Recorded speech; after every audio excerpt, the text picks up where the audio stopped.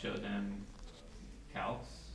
Yeah, we do woofy analysis sometimes for, like we, on the lone fir, because we had 2 feet of insulation up there, we showed them calcs to show how it worked in a woofy situation. Cellulose is fantastic for stuff like that because it's so deep, or it has so much water storage.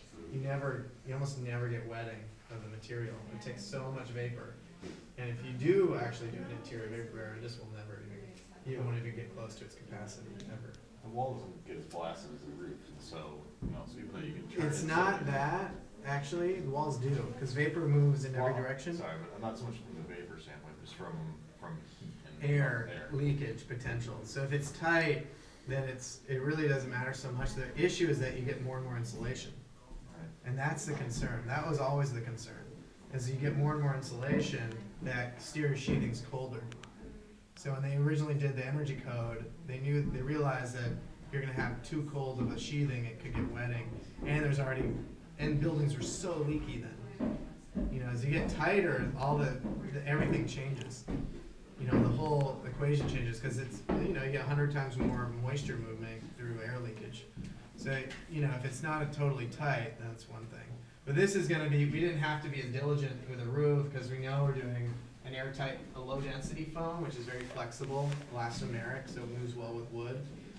It's a water-based low density foam for the roof. And then it's much more critical though that we have the walls airtight because we're doing cellulose in the wall. So even the 1 inch per 100 square feet, that's the code thing. They don't. Isn't that what we were getting at? Yeah. They don't do that one. They don't. Not if you can prove. Closed cabin. Yeah. Just a unvented roof or something. Yeah, it's a hot roof is what we call it. Hot roof. So at what point is the moisture in the closed cell in this with the roof? It's not closed cell. There's no closed cell. I mean the open cell foam. At what point does it start getting the dew point? If you're going, It's open cell. Watch or yourself. it's open cell, so then, Yeah. Yeah. What's that? so you're not concerned about it. It's just like cellulose, right? Again, it's open cell, so it's diffuse open, but it's less diffuse open than the plywood actually. So it's actually a good. So if moisture does get in, it would move out quicker in the ply. So if there's any condensing that would happen, the closest condensing surface is the ply, but because it would move moisture so slowly to get to the ply, by the time it gets to the ply, it will escape out more quickly than it moves through the foam. So if you're more diffuse open as you move out, it means it has faster drying on the outside. So that means it's tight enough that as it lets moisture out, it'll dry out faster at the plywood layer. So as it gets wet, as it accumulates moisture, it never gets to the point of wetting, is what you call it. What's that? Why would it stop the sheathing? You're saying that. That's what I'm Because it's saying, more because diffuse it's open? more diffuse open. No, but it's more diffuse when you get to the sheathing. No, the sheathing's more diffuse Oh, open. the sheathing is more diffuse. Yeah. But isn't a hot roof when you insulate over the roof deck?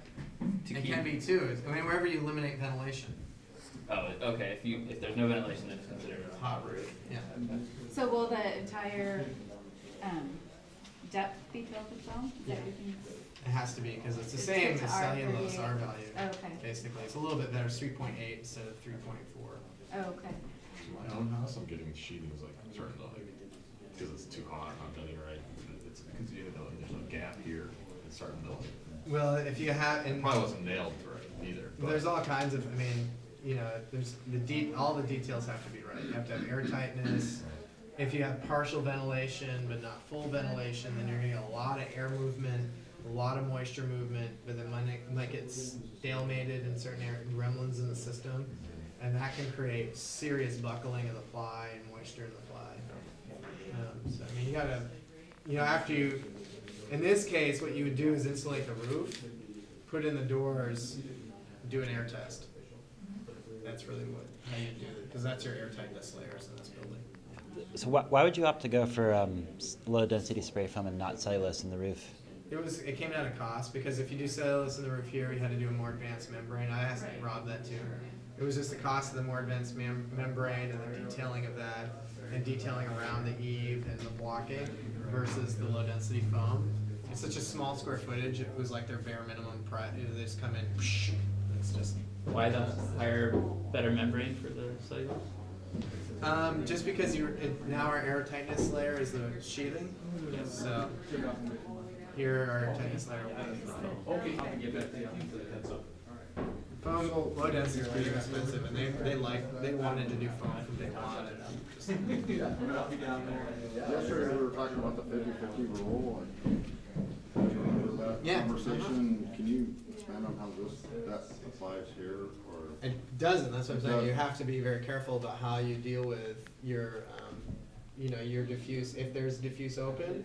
If not, you just want to put a vapor barrier on the inside, which would be like a PVA primer, or something like that.